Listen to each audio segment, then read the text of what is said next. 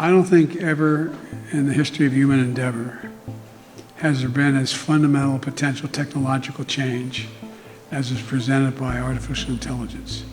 It is staggering. But as with every wave of new technology, it also brings new fears and dangers. So there's been a lot of talk in recent years about the potential benefits and perils of artificial intelligence. And this revolves around the ability of large language models to self-train and to learn. And that offers tremendous promise to the world. It could unlock climate change information that would be vital in our efforts to decarbonize. I think particularly promising are health applications where we can more accurately predict certain outcomes for individuals and expand lifespans. But at the same time, AI offers a quite scary set of potential outcomes. I think there are three main areas of global collaboration on AI safety at the moment. The first main risk category is the development of unexpected capabilities of increasingly sophisticated AI models. The second big risk category is rogue AI and what happens when AI isn't aligned with what humans are trying to get AI to do. And the third big risk category is misuse of AI by non-state actors in particular, who are trying to do things like develop biological weapons or chemical weapons. I'm about to sign an executive order that is the most significant action any government anywhere in the world has ever taken on AI safety, security, and trust. On October 30th, 2023, the Biden administration signed and published the executive order regulating artificial intelligence. And the AI executive order is notable primarily for how far-reaching it is. It covers algorithmic bias, civil rights issues, worker rights protections, a host of privacy issues, and also implements new standards and safety testing requirements for large language models.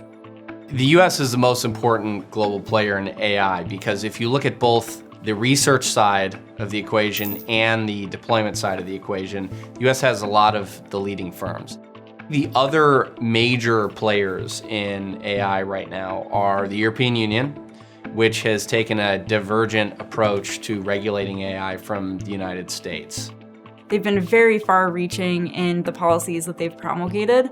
The General Data Protection Regulation, the GDPR, was sort of the first wholesale privacy policy that we had as a world. So what the United States has experienced is sort of a lagging effect when it comes to the ability to regulate artificial intelligence, digital commerce, the digital economy writ large. This executive order is actually an opportunity for the US to reclaim some of its lost ground. And so this is a very good opportunity to reaffirm global leadership. Now, the UK looks forward to hosting the first global summit on AI safety later this year, so that we can seize the extraordinary possibilities of this new technological age and do so with confidence. The United Kingdom decided to host the AI Safety Summit because they saw a niche that wasn't being met in the international AI safety dialogue, and it was focusing on foundation models at the research frontier, and a particular focus on long-term AI risks. So they then decided to invite in a broader group of stakeholders for which those particular principles could apply. And you have the whole world represented at this summit in terms of different income groups and different regions that aren't necessarily represented in the other AI dialogues internationally. I think the biggest disagreement over the summit was about the definition of AI safety itself. There are a lot of people, particularly civil rights and civil society organizations, that believe this focus on foundation model safety at the AI research frontier is actually a distraction from the proximate risks we know people are already feeling from algorithmic decision making.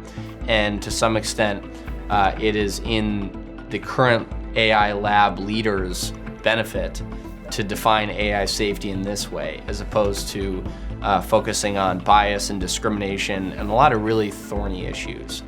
for the United States. The outstanding question to watch in the next several months is whether or not both parties can agree that AI poses such significant risks that we'll have to meet in the middle to promulgate controls and regulatory standards in a short time frame, because we've all collectively learned very difficult lessons from our failure to adequately regulate the first chapter of internet governance.